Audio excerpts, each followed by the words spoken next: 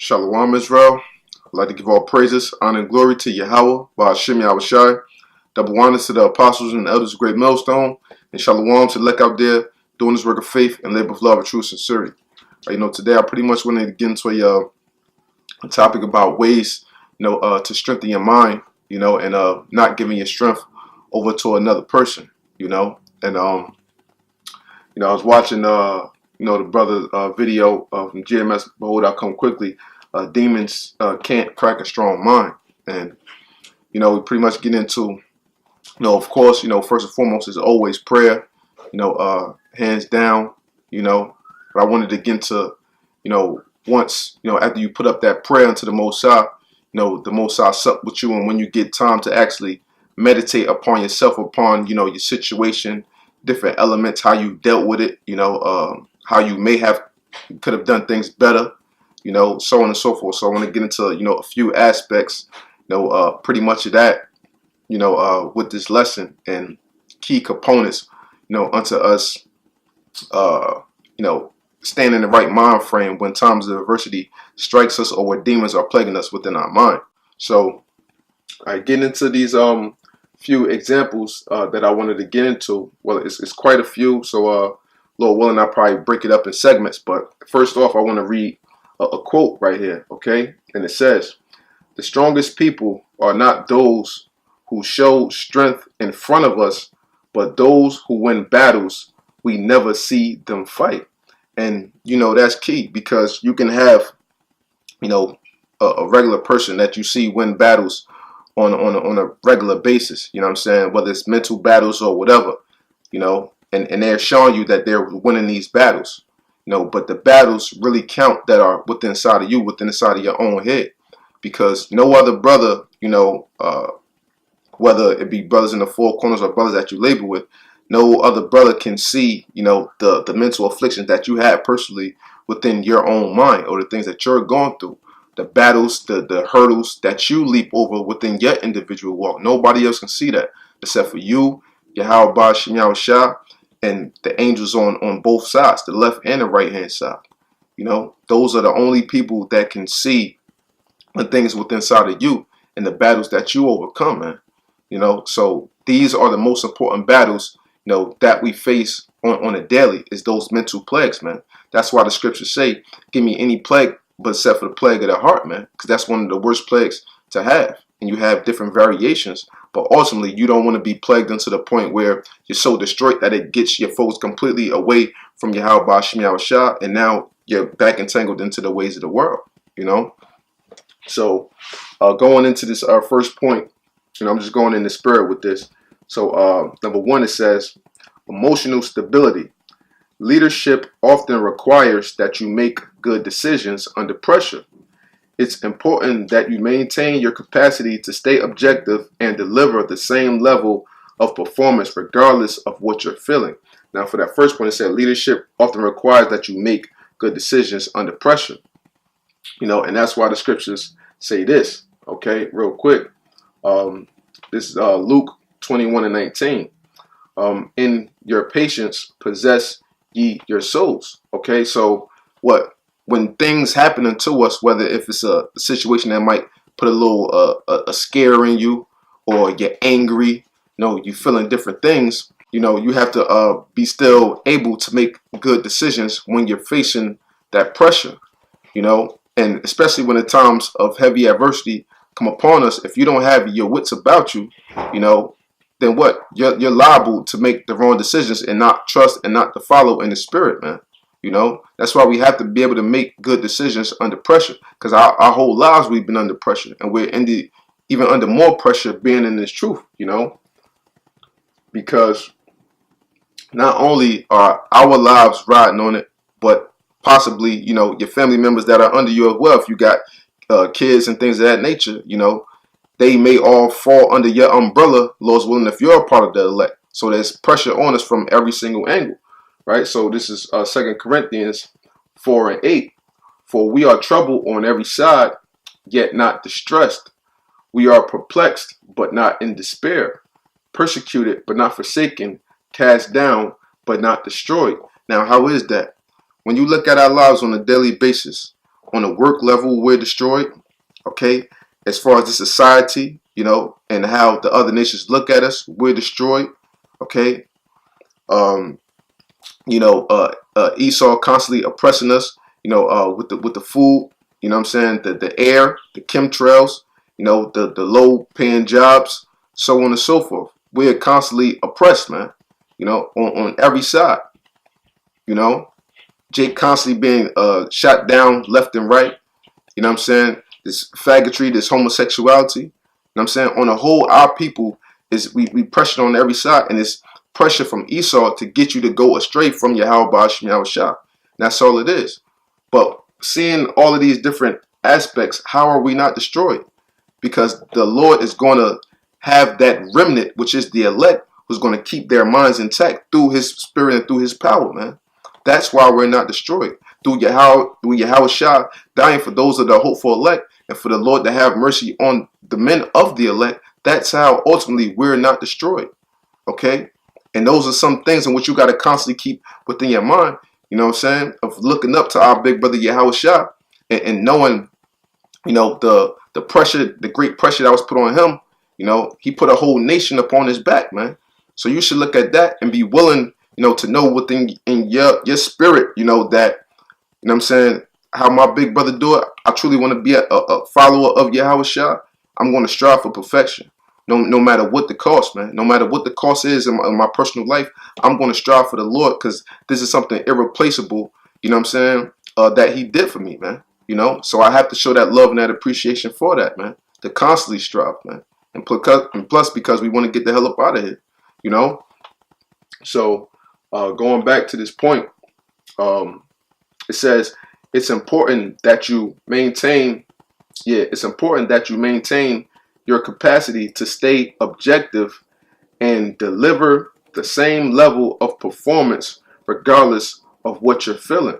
So to maintain the capacity to stay objective, what does that deal with? That deals with being what? Circumspect, man. Okay? Because when you're objective, take an object. Do I have some around here? Some. Yeah. This book I just bought, or a book, or whatever the case may be, right? It's an object. It has 1, 2, 3, 4, 5. It has different sides to it. So to be objective is you looking at these different angles of every single situation, man. Not letting your mind get caught up, when troubles face you. Because then when troubles face you, and you be quick to anger, you be quick to wrath, you can only think usually one or two ways, and it's usually one, But if you allow, the spirit of YAHAWASHI to rest upon you, and with patience possess your soul, you can get through that situation by seeing things objectively, seeing it for what it is, instead of for what Satan is placing in front of you and what Satan allows you or wants you to see. I hope that made sense unto brothers. That's why the scriptures say this here in 2 Timothy 1:7. For the Most High have not given us the spirit of fear, but of power and of love and of sound mind. So, with fear comes different forms of emotions wrapped up in fear. You could be angry at something, but that could be a form of fear depending on, the situation. You know what I'm saying? Whatever situation it is, we have not the spirit of fear, but of a sound mind. So when you go to, on the Greek here, or sound mind, it says, and admonishing or calling to soundness of mind, to moderation and self-control. Self-control, moderation. Okay? So that's what it's all about. It's about self-control, man. You being able to rightfully rule over your spirit. The scriptures say, better is he. Matter of fact, let me get it real quick. It's like it. It's Proverbs.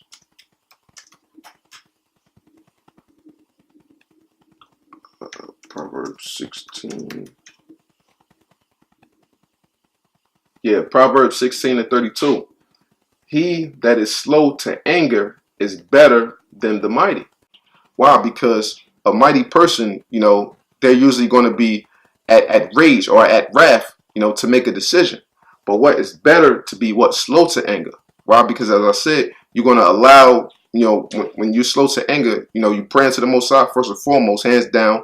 After you pray unto the Most High, then the spirit is actually able to sup with you and rest upon your spirit for you to think objectively. You know, more than the mighty man that's great to great fighter, great the wrath or something like that. All right. So it says, and he that ruleth his spirit, than he that taketh a city. So to rule your spirit, that trumps all things, man. You know, to rule your spirit trumps all things. Because if you know how to properly rule your spirit, then that shows you have a great level of wisdom, man. You know. So going back, I read this one more time. It's important that you maintain your capacity to stay objective and deliver the same level of performance regardless of what you're feeling. So feelings and emotions have to go out the window. You know, of course, you know, we're all emotion and we display various forms of emotion, you know, but our reason and our logic have to supersede our emotions, our personal feelings about things, you know. So this is point 2. It says perspective. Okay. Mental strength lets you carry on when the world seems to have turned against you. And what did the scriptures say? You know, that what basically like all our mother, our father, our sister, and our brothers, so on and so forth, they're gonna wind up turning against us, man, and giving us over. You know what I'm saying? Unto Esau when that time comes. So the world constantly seems like it's against us on an everyday basis. You know, for younger brothers, you know, coming into the truth might just be dealing with the aspect of their family coming up against them for the first time, and they're feeling heavy persecution of them suffering for YAHAWASHI. But that's what all a part of this. You know what I'm saying? Eventually, you know, you got a woman, she's gonna wind up coming against you, and it's what all gonna be because of the truth. Okay, so on all aspects of our lives, you know, people are going to turn on us, man. You know, so it says, mental strength lets you carry on when the world seems to have turned against you. Learn to keep your troubles in proper perspective without losing sight of what you need to accomplish. Okay, and what perspective, that goes into the word of being, that goes into being circumspect as well. You know what I'm saying? Because the word perspective basically means what? To look through, you know.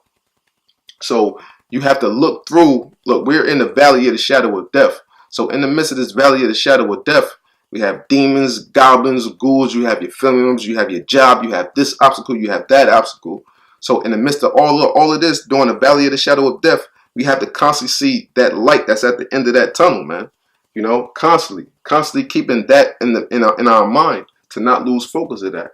And that's why the scriptures say this. Matthew 6, and I started 21. For where your treasure is, there will your heart be also. The light of the body is the eye. And if therefore thy eye be single, thy whole body shall be full of light. So if through all this, the valley of the midst of the shadow of death, you looking through that tunnel and you see that light at the end of that tunnel, and you can keep your mind focused on that, regardless of everything that's around you, you are full of light just because of that, man. Because you're not losing focus on your main objective, you know?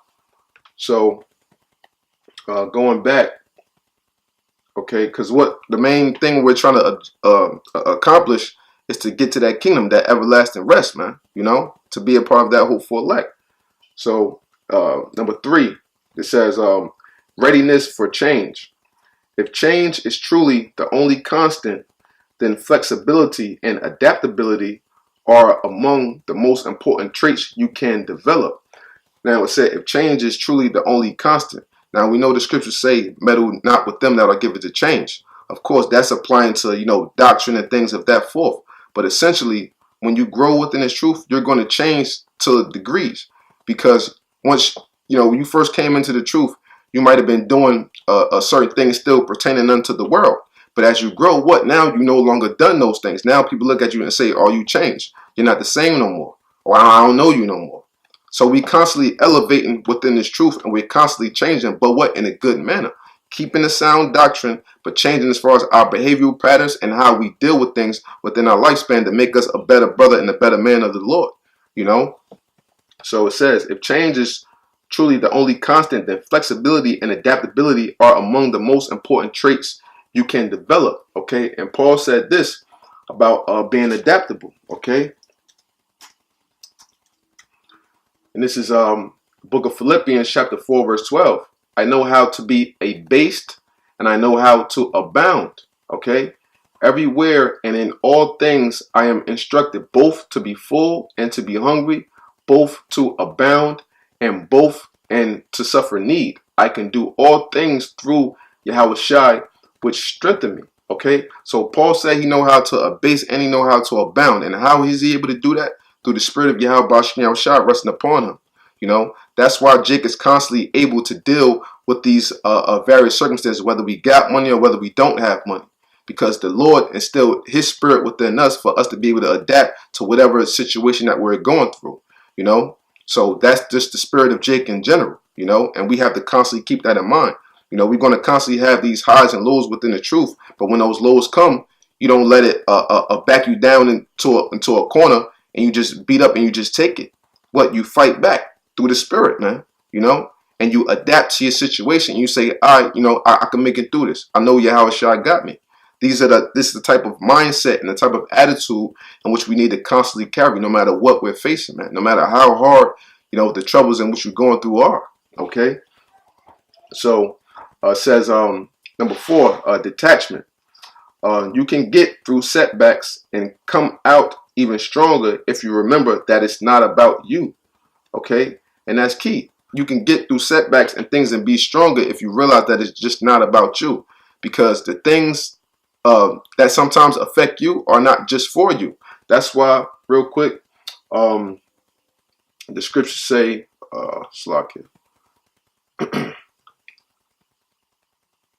Sirach 33. Oh yeah, I'm still here. All right, cool. Sirach 33:17. Consider that I labor not for myself only, but for all them that seek learning. So a situation that you might have went through, it might have been rough, but that situation was not just specifically for you. The Most High might have brought you through that situation, so in time you can share your experience, you know, for another brother that may take the same thing in which you went through much harder, you know, so you can be comforting to him. And that's how we wind up comforting each other through the spirit and power of YAHAWASHI. You know, and the scriptures say too, once thou art converted, strengthen our brother. So at times it's good to share, you know, little personal testimonies, you know, with the scriptures and things, so on and so forth, because that's how we strengthen one another. And that's how, you know, we know that this truth is not all about us, because it's for the benefit of all of us together. You know what I'm saying? While we have one another within these times. All right. So it says, you can get through setbacks and come out even stronger if you can remember that it's not about you. Don't take things personally or waste time wondering why me. Instead, focus on what you can control. You know, and that goes into what having that woe is me spirit. Now, at times, of course, you're going to want to talk to brothers and different things like that, but it shouldn't be a constant basis.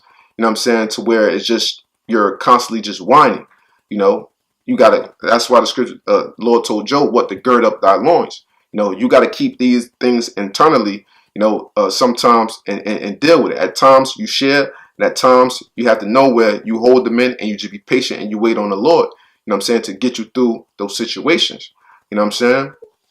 So you got to focus on, you know, the things in which that you have control of. You know what I'm saying, and we really don't have too much control of anything around us, you know what I'm saying, whether if it's your kids, your job, and different things like that. But the one thing that you can control is how you personally deal with situations. That's what you can control, you know, through the spirit of YAHAWASHI, of course.